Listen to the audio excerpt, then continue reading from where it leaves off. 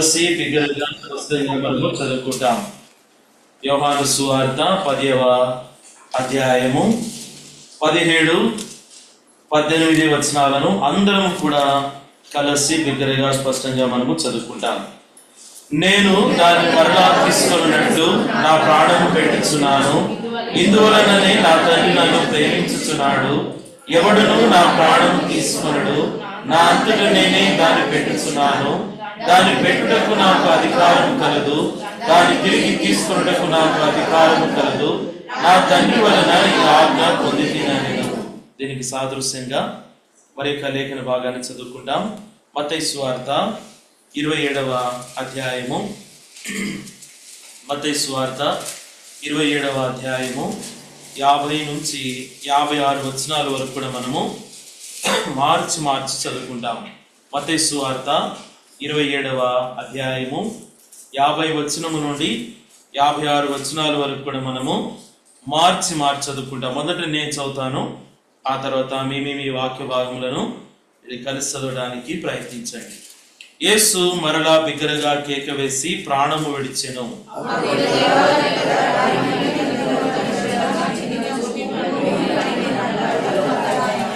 సమాధులు తెరవబడెను, నిద్రించిన అనేక మంది పరిశుద్ధుల శరీరములు లేచెను.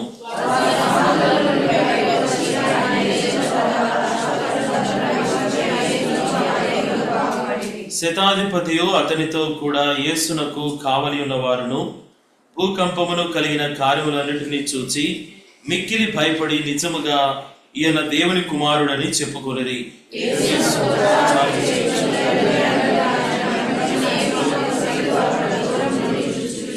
వారిలో మగ్దలేనే మరియయు, యాకోబు, యోసే అనువారి తల్లి అయిన మరియయు, జెబెదయి కుమారుల తల్లియు ఉండిరి. చాలండి, చదవబడిన ఈ యొక్క లేఖన భాగం నిమిత్తమై దేవుడు మనతో మాట్లాడినట్లుగా ప్రార్థనలో చూస్తాం. మోకరించడానికి వచ్చిన వారందరూ కూడా మోకాళ్ళ మీదకి రావాల్సిందిగా ప్రభు నామమున మనం చేస్తున్నాం. ప్రేమ కలిగిన మా ప్రియ పరలోకపు తండ్రి, మహాపరిశుద్ధుడైన దేవా, సర్వశక్తిమంతుడైన దేవా, నిన్న నేడు నిరంతరము ఏకరీతిగున్న దేవా, మారని మార్పు చెందని దేవా, యేసుక్రీస్తు వారి అత్యున్నతముగా హెచ్చింపబడిన పూజనీయమైన సకల ఆశీర్వచన స్తోత్రములకు మించిన ఘనమైన నామమును బట్టి దేవా మీకు వందనాలు, స్తుతులు, స్తోత్రం చెల్లిస్తా ఉన్నాం. దయగల తండ్రి యొక్క ఉదయకాల సమయంలో మరొకసారి మీ పరిశుద్ధమైన స్థలములో మంచి శుక్రవారం గుడ్ ఫ్రైడే ఆధారంగా చేసుకొని జీవాధిపతి అయిన దేవుడైన మిమ్ములను, జీవము కలిగిన దేవుడైన మిమ్ములను ఆరాధించినట్లుగా మా ఆయుష్ను పొడిగించి మా జీవితంలో మరొక దినాన్ని అనుగ్రహించిన దేవుడు అని స్తుతిస్తా ఉన్నాం. లోకమంతయు కూడా పండుగగా, వేడుకగా, ఆచారాలతో, ఆయా రకాలైనటువంటి పరిస్థితులతో ఉంటుండగా మేమైతే మా దేవుడైన యెహోవాను లేఖనానుసారముగా దేవా యొక్క మంచి శుక్రవారాన్ని పురస్కరించుకొని ఆరాధించడానికి సమాజముగా, సంఘముగా చేరి రాగలటకై చూపిన కృపను బట్టి దేవా మీకు వందనాలు, కృతజ్ఞతాస్తుతులు చెల్లిస్తా ఉన్నాం. ఇంతవరకు కూడా పాటల్లోనూ మీరు మాకు సహాయపడుతూ వచ్చినారు. పాటల ద్వారా మీరు మహిమ పొందినారు. పాటల ద్వారా మాతో మాట్లాడినందుకే వందనాలు. మెటుకు మా ప్రభా లేఖనాలను ఆధారంగా చేసుకొని దేవాతి దేవుడైన మిమ్మలను ఆత్మతో సత్యముతో ఆరాధించినట్లుగా అట్టి కృపను మాకు దయచేసి పెట్టమని ప్రార్థిస్తా ఉన్నాం. దేవా మా యొక్క దృష్టి గమనములన్నీ కూడా నీ వైపు కేంద్రీకృతం ఒకటికే మాకు సహాయపడమని ప్రార్థిస్తా ఉన్నాం. చేరువచ్చిన ప్రియులైన వారందరిని బట్టి వందనాలు అయా. ఇంకెవరైతే నీ ఏర్పాట్లో ఉన్నారో వారందరినీ కూడా సకాలంలో నీటికి తోడుకున్నామని ప్రార్థిస్తా ఉన్నాం. దేవా ఎవరు కూడా ఖాళీగా వెళ్ళకున్నట్లుగా నీ వాక్యం ద్వారా తృప్తిపరచబడి నీ వాక్యం ద్వారా నీకు సమీపముగా రాగలటకే సాయం చేయమని ప్రార్థిస్తున్నాం. నిలబడుతున్న దాసుడను ప్రభా వట్టివాడను, అయోగ్యుడను, నిష్ప్రయోజకమైన దాసుడను ఒప్పుకుంటూ మీ సన్నిధానంలో పడివేసుకుంటుండగా ప్రభా నీ ప్రజలు నీ యందు సంతోషించి ఆనందించి ఆరాధించున్నట్లుగా ప్రభా కొరతలేని ఆత్మతో నింపము, ఆత్మాభిషేకంతో నింపి బలపరిచి వాడుకున్నామని ప్రార్థిస్తూ యేసు ప్రభువారి శ్రేష్టమైన ఘనమైన నామమున స్తుతించి ప్రార్థించి అడిగి వేడుకుంటున్నాం తండ్రి, ఆమేన్. యోహాను సువార్త 10వ అధ్యాయము 17, 18 వచనాలు. నేను దాన్ని మరలా తీసుకున్నట్లు నా ప్రాణము పెట్టుచున్నాను, ఇందువలననే నా తండ్రి నన్ను ప్రేమించుచున్నాడు. ఎవడును నా ప్రాణము తీసుకొనడు, నా అంతట నేనే దాన్ని పెట్టుచున్నాను. దాన్ని పెట్టుటకు నాకు అధికారము కలదు, దాన్ని తిరిగి తీసుకొనుటకు నాకు అధికారము కలదు. నా తండ్రి వలన ఈ ఆజ్ఞ పొందితినెను. కానీ మనం చదువుకున్న ఈ యొక్క లేఖన భాగంలో ఈ మాట ఎవరు పలుకుతూ వచ్చినారు? యేసుక్రీస్తు వారు పలికినటువంటి మాట ఏమనంటే, తండ్రి వలన నేను ఒక ఆజ్ఞను పొందినాను. ఏంట ఆజ్ఞనంటే, మరణమును ఏమన్నట్టు అక్కడ అధికారము కలిగినటువంటి దేవుడు. యేసుక్రీస్తు వారు తండ్రి ద్వారా పొందినటువంటి ఆజ్ఞాపూర్వకమైనటువంటి అధికారం ఏమనంటే, మరణము పెట్టుటకును మరలా దాన్ని తీసుకొనుటకును నాకు అధికారము కలదు అని. అంటే దాని అర్థం ఏంటంటే, ఆయన సర్వశక్తిమంతుడు అన్నట్టుగా కూడా ఇక్కడ మనకి అర్థమవుతుంది. ఎవరు కూడా ప్రాణము పెట్టి మరలా ప్రాణమును పొందుకున్నటువంటి వారు ఎవరు కూడా అంతటి బలమైనటువంటి వారు, అంత శక్తివంతమైన వారు, ఇంత మృత్యుంజయమైనటువంటి వారు ఎవరు కూడా లేరు. అందుకని యేసుక్రీస్తు వారు యోహాను సువార్త 10వ అధ్యాయంలో చెప్పినట్లుగా, నేను గొర్రెలకు మంచి కాపరిని, మంచి కాపరి గొర్రెల కొరకు తన ప్రాణము పెట్టును. సో కాబట్టి ఈ యొక్క గుడ్ ఫ్రైడే సందర్భముగా ఇక్కడ దేవాతి దేవుని కుమారుడైన యేసుక్రీస్తు వారు చనిపోయిన మరణించినటువంటి దినముగా ఆయా రకాలైనటువంటి రీతిలో దేవుణ్ణి ఏం చేస్తా ఉన్నారు? ఆరాధిస్తా ఉన్నారు. కొంతమంది ఆయా రకాలైనటువంటి వస్తువుల ద్వారా, కొంతమంది ఆయా రకాలైనటువంటి సిద్ధాంతాల ద్వారా, కొంతమంది ఆయా రకాలైనటువంటి పద్ధతుల ద్వారా దేవుణ్ణి ఆరాధిస్తా ఉన్నారు. మనమైతే దేవుణ్ణి ఆరాధించే విధానం ఎలాగంట, యేసుక్రీస్తు వారు కలువరి శిలువలో చేయబడిన ఆ రక్త బలియాగమును బట్టి, ఆయన ప్రేమ, ఆయన త్యాగము, ఆయన యొక్క అర్పణ, ఇంకా చెప్పాలనంటే ఆయన ప్రాణమును అర్పించిన విధానమును బట్టి మనం దేవుణ్ణి ఆరాధించబద్ధమై ఉన్నాం. అందుకనే చూడండి, మత్తయి సువార్త 27వ అధ్యాయము ఇక్కడ 50 వచనం నుండి మరొక వచనాన్ని మనము చదువుకున్నాం. యేసు మరలా బిగ్గరగా కేక వేసి ప్రాణము విడిచెను. కాబట్టి యేసుక్రీస్తు వారు సిలువలో పలికినటువంటి 7 మాటలు పలికిన తర్వాత ఆ 7 మాటలు ఇక్కడ అంటున్నారు, ఆయన బిగ్గరగా కేక వేసి, ఏంటా మాట చెప్పండి? ఏలి ఏలి లామా సబక్తాని. కేక వేసిన తర్వాత యేసు మరలా బిగ్గరగా కేక వేసి ప్రాణము విడిచెను. ఇక్కడ చూడండి, దేవుని కుమారుడైన యేసుక్రీస్తు వారు ఇక్కడ యోహాను సువార్త 10వ అధ్యాయంలో చెప్పినట్లుగా ఆయన అధికారం కలిగిన వాడు, ఆయన సర్వశక్తిమంతుడైన వాడు. ఆయన అవునంటే అవుతుంది, కాదంటే కావట్లేదు. కానీ ఇక్కడ ఆయన చనిపోవలసినంత అవసరం ఏమొచ్చింది? నిజంగా యేసుక్రీస్తు వారు దేవుని కుమారుడై ఉన్నాడు, బలమైనటువంటి దేవుడు, సర్వ సృష్టికి ఆది సంభూతుడైన వాడు, సమస్తమును కూడా నోటి మాట ద్వారా సృష్టించినటువంటి దేవుడు ఇక్కడ ఎందుకు చనిపోవాలి? మానవ ఆకారంలోనికి వచ్చినాడు. ఇంకా చెప్పాలంటే ఎన్నెన్నో రకాలైన శ్రమలు, నిందలు, అవమానములు, కఠినమైనటువంటి నిందలతో కూడినటువంటి పరిస్థితులు, ఇవన్నీ కూడా 33.5 సంవత్సరాలు భూమిపైన ఆయన అనుభవించి చివరిగా భూమిపైన ఆయన ఏమైనాడంట? చనిపోతూ వచ్చినాడు. ఏంటి చనిపోవడానికి గల కారణము? ఇంకా చెప్పాలంటే ఈ లోకంలో దేవుడు అనబడిన వారు, దేవతలు అనబడిన వారు లోకంలో ఉన్న దాని ప్రకారంగా ఏమనుంటుందట? దుష్ట శిక్షణ శిష్ట రక్షణ అని అంటా ఉన్నారు. అంటే దుష్టులైన వారిని, పాపులైన వారిని, పాపము చేసేటువంటి వారిని శిక్షించాలి అన్నట్టుగా ఉంటా ఉన్నారు. కానీ దేవుని కుమారుడు సర్వశక్తిమంతుడు, అవునంటే అవుతుంది, కాదంటే కావట్లేదు. అలాంటి పరిస్థితిలో ఇంత గొప్ప శక్తివంతమైన దేవుడు చనిపోయేంత అవసరము ఏమొచ్చింది? అందుకని చూడండి, యేసుక్రీస్తు వారు చనిపోయినారు. దాని గురించి మనం ధ్యానం చేస్తాం. యేసుక్రీస్తు వారు చనిపోయిన తర్వాత ఏమి జరిగింది చూడండి, అది ఇక్కడ మనం చదువుకున్నాం. ఏమైందంట? 51వ వచనం. అప్పుడు దేవాలయపు తెర పైనుండి క్రింది వరకు 2గా చినిగెను, భూమి వణికెను, బండలు బద్దలాయెను, సమాధులు తెరవబడెను, నిద్రించిన అనేక మంది పరిశుద్ధుల శరీరములు లేచెను. వారు సమాధులలో నుండి బయటికి వచ్చి ఆయన లేచిన తర్వాత పరిశుద్ధ పట్టణములో ప్రవేశించి అనేకులకు అగపడిరి. ఇక్కడ చూడండి, యేసుక్రీస్తు వారు బిగ్గరగా కేక వేసి మరణించిన తర్వాత భూమి పైన ఒక అద్భుతం అనేది జరిగింది. ఏమైందట? దేవాలయపు యొక్క తెర ఏమైందట? 2గా పైనుండి క్రిందకు చిరిగిపోయింది. సమాధులు అనేవి తెరవబడినాయి, బండలు బద్దలైపోయినాయి, భూమి అనేది వణికిపోయింది. ఎంత ఆశ్చర్యకరమైన సంగతి, ఎంత అద్భుతమైన సంగతి.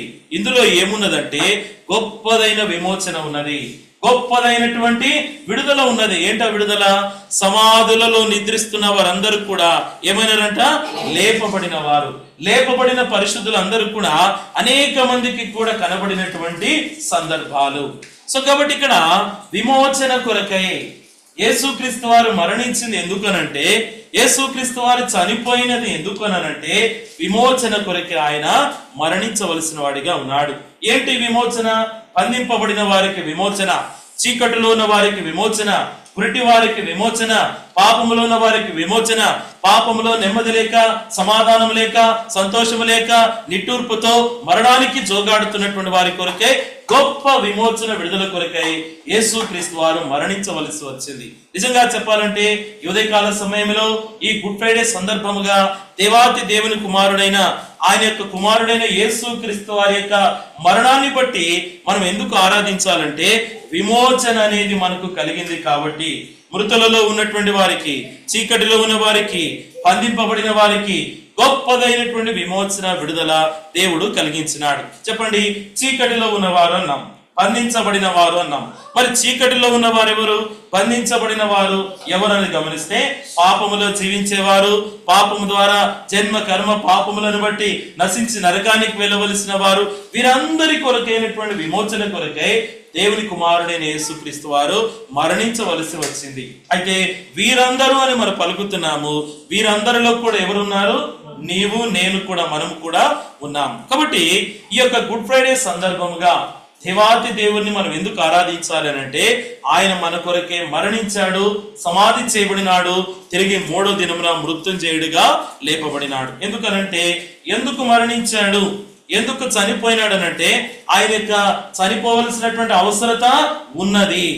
ఎందుకంటే లేఖనాలు ఆ యొక్క ప్రవచనాలు చెప్పిన దాని ప్రకారంగా ఆయన మరణించాలి, ఆయన రక్తాన్ని చిందించాలి, ఆ రక్తము ద్వారానే సర్వ మానవాళి పాపమునకు పరిహారం అనేది కలిగింది. అందుకని అంటున్నారు యేసు రక్తము ప్రతి పాపము నుండి మనలను పవిత్రులనుగా చేయను అని. చూడండి, దీనికి సాదృశ్యంగా క్లియర్ గా లేఖనానుసారంగా మనం గమనిస్తే రోమీయులకు రాసిన పత్రిక 5వ అధ్యాయము మొదటిగా 6వ వచనం, యేసుక్రీస్తు వారు ఎందుకు చనిపోయినారు అనేది గమనిస్తే రోమా పత్రిక 5:6, ఏలైనగా మనం ఇంకా బలహీనులమై ఉండగా క్రీస్తు యుద్ధ కాలమున భక్తిహీనుల కొరకు చనిపోయి. ఇప్పుడు చెప్పండి, యేసుక్రీస్తు వారు ఎందుకు చనిపోయినాడు, ఎందుకు మరణించినాడు అనంటే ఎవరి కొరకు చనిపోయినాడు?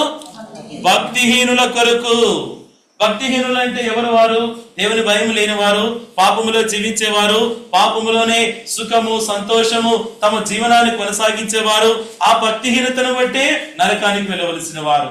అందుకని చెప్పుకున్నాం కదా, దుష్ట శిక్షణ శిష్ట రక్షణ అన్నట్టుగా దుష్టులను శిక్షించాలనేటువంటి నియమం వేరు, దుష్టుల కొరకై, పాపుల కొరకై, పాపములో జీవిస్తున్న వారి కొరకై, నరకానికి జోగాడుతున్న వారి కొరకై చనిపోయిన లెక్క వేరేదిగా ఉంది. కాబట్టి యేసుక్రీస్తు వారు మొదటిగా ఆయన ఎందుకు చనిపోయినాడంటే భక్తిహీనులైన వారి కొరకు ఆయన చనిపోయినాడు. చూడండి, తర్వాత 8వ వచనంలో కూడా గమనిస్తే అయితే దేవుడు మన ఎడల తన ప్రేమను వెల్లడిపరుచుచున్నాడు, ఎట్లనగా మనం ఇంకను పాపులమై ఉండగానే క్రీస్తు మన కొరకు చనిపోయేను. రెండవదిగా యేసుక్రీస్తు వారు చనిపోయినది ఎవరి కొరకు చనిపోయినారంట? పాపుల కొరకు చనిపోయినాడు. మొదటిగా యేసుక్రీస్తు వారు సిలువలో ఎవరి కొరకు మరణించినారు? భక్తిహీనుల కొరకు. రెండవదిగా ఎవరి కొరకు మరణించినాడు? పాపుల కొరకు. పాపులు అంటే ఎవరు? ఎన్నో రకాలుగా మనం అనుకుంటాం, మేము ఎటువంటి అబద్ధం ఆడలేదు, ఎటువంటి మోసం చేయలేదు, చాలా మొదటి చిన్ననాటి నుండే ఎంతో భక్తిగా మేము బ్రతికినామని అంటూ ఉంటారు. అవునండి, దేవుని వాక్యం అంటుంది ఆజ్ఞ అతిక్రమమే పాపము, పాపములను తీసివేయటకే యేసుక్రీస్తు వారు ప్రత్యక్షమాయెను. నిజంగా చెప్పాలి అంటే ఆ యొక్క భక్తిహీనుల కొరకు యేసుక్రీస్తు వారు చనిపోయినాడు. ఇక్కడ గమనిస్తే మనం ఇంకను పాపులమై ఉండగానే యేసుక్రీస్తు వారు మన కొరకు మరణించినాడు. అందుకనే దావీదు మహారాజు ఏమంటున్నాడంట, అయా నేను పాపములో పుట్టిన వాడును, పాపములోనే నా తల్లి నన్ను గర్భము ధరించింది. మానవుడు జన్మతః పాపి.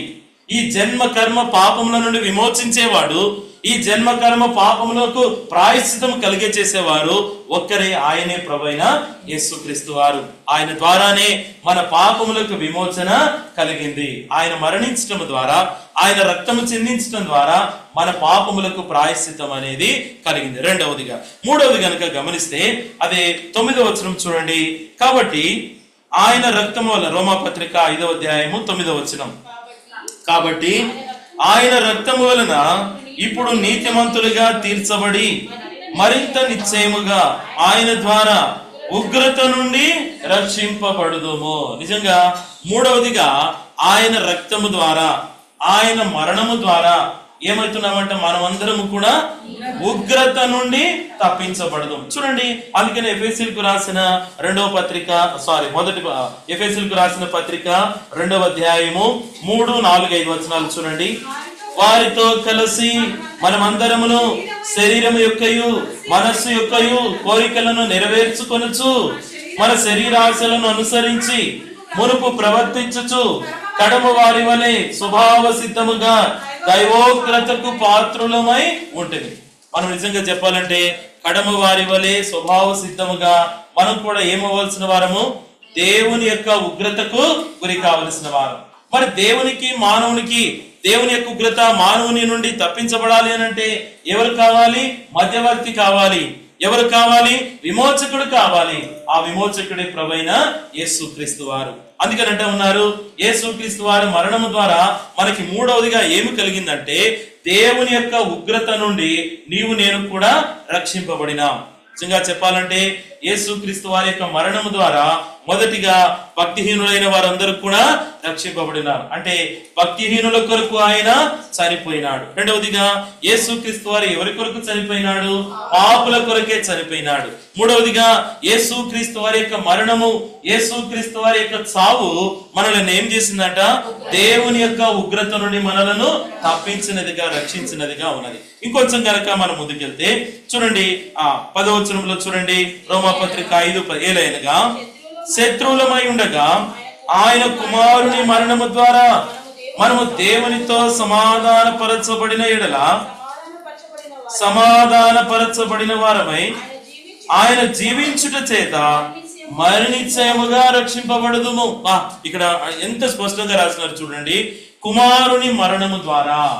అంటే ఈ యొక్క భక్తిహీనమైన జీవితము, పాప సంబంధమైన జీవితము, దేవునికి ఉగ్రతకు గురి కావలసిన జీవితం అంతా కూడా ఇక్కడ ఏమని పోల్చబడింది? శత్రువులు అని రాయబడింది. అవునండి, భక్తిహీనులైన వారు దేవునికి ఎలాగున్నారంట? శత్రువులుగా ఉన్నారు. పాపులైన వారు దేవునికి ఎలా ఉన్నారు? శత్రువులుగా ఉన్నారు. ఉగ్రతకు గురి కావాల్సిన వారు ఎలా ఉన్నారు? శత్రువులుగా ఉన్నారు.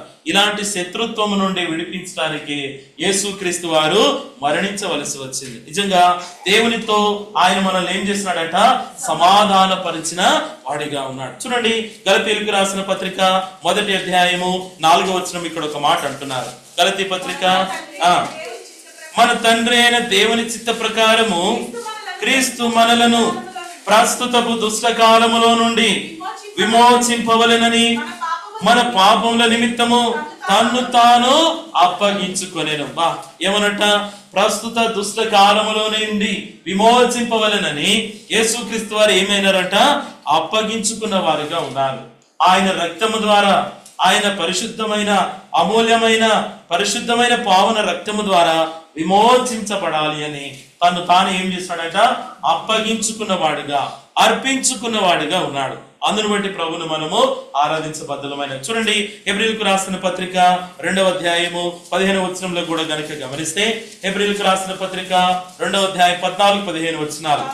కాబట్టి ఆ పిల్లలు రక్త మాంసములు గలవారైనందున ఆ ప్రకారమే మరణం యొక్క బలము గలవాడిని, అనగా అపవాదిని మరణము ద్వారా నశింప చేయుటకును జీవిత కాలమంతయు మరణ భయము చేత దాస్యమునకు లోబడిన వారిని విడిపించుటకును ఆయన కూడా రక్త మాంసములలో పాలివాడాయి. ఎంత గొప్ప సంగతి! మరణ బలము గల వాని చేతిలో నుండి విడిపించినట్లుగా ఆయన కూడా ఏమైనాడంట? రక్త మాంసములలో ఆయన పాలివాడిగా. ఇప్పుడు మనము విమోచించబడాలి అని అంటే మనకి దేహంలో ఏమేమి ఉన్నదంట? రక్తం ఉన్నది, మాంసం ఉన్నది. ఇలాంటి రక్త మాంసములు కలిగిన వ్యక్తిని విమోచించాలి అని అంటే ఎలా ఉండాలంట? ఆయన కూడా మానవ ఆకారంలోనికి రావాలి. ఆయన కూడా రక్త మాంసములలో పాలివాడిగా అయినాడు. ఎందుకనంటే మరణము నుండి తప్పించినట్లుగా, నిజంగా చెప్పాలంటే ఆ యొక్క నిత్య నరకము నుండి తప్పించినట్లుగా యేసు క్రీస్తు వారు ధర్మశాస్త్రం అంతా కూడా నెరవేర్చి దాన్ని కొట్టివేసి మరణము పైన ఆయన జయము పొందిన వాడిగా ఉన్నాడు. అందుకనే మొదటిగా మనం చదువుకున్న యోహాను సువార్త 10వ అధ్యాయంలో చెప్పినట్లుగా ఏమనట? మరణమును పెట్టుటకును మరలా దాన్ని తీసుకున్నటకును నాకు అధికారము కలదు. నిజంగా చెప్పాలంటే ఈ కార్యం అంతా కూడా ఎందుకు జరిగిందనంటే ఈ యొక్క 4-5 సంగతులను బట్టి. మొదటిగా భక్తిహీనుల కొరకు ఈ కార్యం చేసినాడు. రెండవదిగా పాపుల కొరకు ఈ కార్యం చేసినాడు. మూడవదిగా దేవుని ఉగ్రతలో ఉన్న వారి కొరకై ఈ కార్యం చేయబడింది. నాలుగవదిగా శత్రువులుగా ఉన్న వారి కొరకై ఈ కార్యం అనేది చేయబడింది. ఇంకా చెప్పాలనంటే ప్రస్తుత దుష్ట యుగములో నుండి ఆయన మనలను విడిపించినట్లుగా ఈ కార్యం అనేది చేయవలసిన వారిగా ఉన్నారు. చూడండి, ఇంకొక మాట కనుక గమనిస్తే ఆ యొక్క మత్తయి సువార్త 26వ అధ్యాయంలో కొన్ని విషయాలు మనం చూస్తాం. చూడండి, యేసుక్రీస్తు వారు ఎంత క్రూరంగా, యేసుక్రీస్తు వారు ఎంత కఠినముగా శిక్షించబడుతూ సిలువ వేయబడుతూ వచ్చినాడంటే 26వ అధ్యాయము 59వ వచనం నుండి చూడండి. ప్రధాన యాజకులను మహాసభ వారందరూ యేసును చంపవలెనని ఆయనకు విరోధముగా అబద్ధ సాక్ష్యము వెతుకుచుండిరి గాని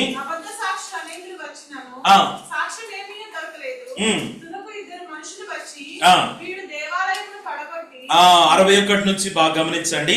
వీడు దేవాలయమును పడగొట్టి 3 దినములలో దానిని కట్టగలనని చెప్పి చాలండి. ఇక్కడ చూడండి, దేవుని కుమారుడైనటువంటి యేసు క్రీస్తు వారిని సంబోధించిన విధానం.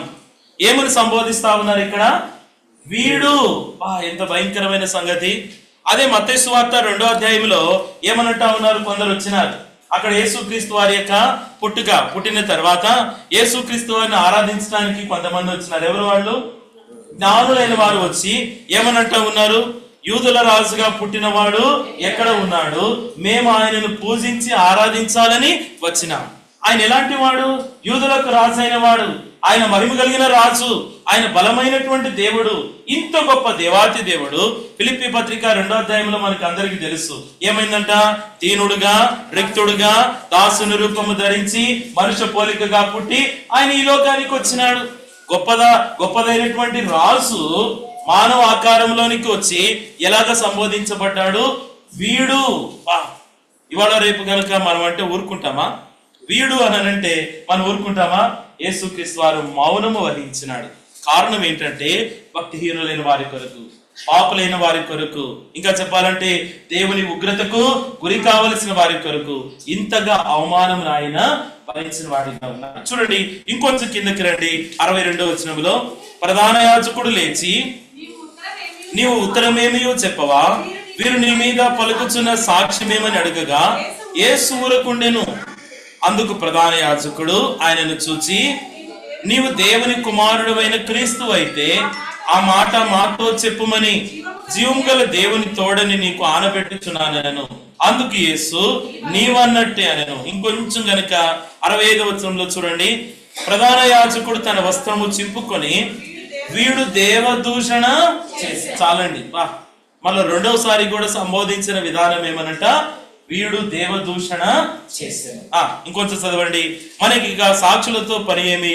ఇదిగో ఈ దూషణ మీరిప్పుడు విన్నారు, మీకేమి తోచుతున్నది అని అడిగాను. అందుకు వారు, వీడు మరణమునకు అబ్బా పదే పదే అక్కసుతో, అసూయతో, ద్వేషముతో, కలహముతో, మత్సరముతో దేవుని కుమారుడైన యేసుక్రీస్తు వారిని సంబోధించిన విధానం ఏమనంట? వీడు వీడు వీడు. కారణం ఏంటిది అని అంటే ఏమనంట? మనమే. అవునా? ఉదాహరణ మనం గమనిస్తే తల్లిదండ్రులకి ఒక కుమారుడు గాని కుమార్తె గాని ఉందనుకోండి, ఏమైతుంది? కుమారుడు గాని కుమార్తె గాని తప్పు చేసినప్పుడు తండ్రి దండిస్తున్నప్పుడు ఎవరు వెళ్తారు? మధ్యలో తల్లి వెళ్తుంది. అవునా? అప్పుడు దెబ్బలు ఎవరికి పడతాయి? కుమారుడికి కుమార్తెకి తప్పించబడి ఎవరికి పడతాయి? నీవు నేను పొందవలసిన శిక్ష యావత్తు కూడా ఆయన భరించి ఎలా అనిపించుకున్నాడు? వీడు వీడు వీడు. భయంకరమైన రీతిలో కోపముతో ద్వేషముతో వీడు దేవాలయమును పడగొట్టి వీడు దేవదూషణ చేస్తా ఉన్నాడు, వీడు తన్ను తాను రక్షించుకొనగలడా, పదే పదే పలికిన సంబోధన. కారణం ఏంటి అని అంటే మన కొరకే. చదవండి ఇంకా 67వ వచనంలో, అప్పుడు వారు ఆయన ముఖము మీద ఉమ్మి వేసి ఆయనను గుద్దిరి, కొందరు ఆయనను అరచేతులతో కొట్టి, క్రీస్తు నిన్ను కొట్టిన వాడెవడో ప్రవచింపుమనిరి. ముఖం మీద ఏమేసినారంట? అని ఉమ్మేసినారు. నిజంగా మనం చెప్పాలంటే మనల్ని చూసి రోడ్డు మీద ఉమ్మేసినా కూడా మనం ఏం చేస్తాం? అసలు ఎక్కడ దాకంటే అక్కడ దాకా వెళ్ళిపోతాం, మన బలవంతా చూపెట్టుకుంటాం, అవునా? కానీ ఇక్కడ దేవుడు ఆయన కుమారుడైన యేసుక్రీస్తు వారు ఏ తప్పు చేయలేదు, ఆయన నోట కపటము లేదు, ఆయన దూషింపబడి బదులు దూషింపలేదు. ఇంత ఘోరంగా అవమానపరచబడి అప్పుడు సిలువలో ఆయనను వేలాడదీశాడు. చూడండి, నీ కొరకే నా కొరకే అవమానమును భరించినాడు, నీ కొరకే నా కొరకే ఎన్ని కొరడా దెబ్బలు కొట్టినాడు? ఎన్ని కొరడా దెబ్బలు?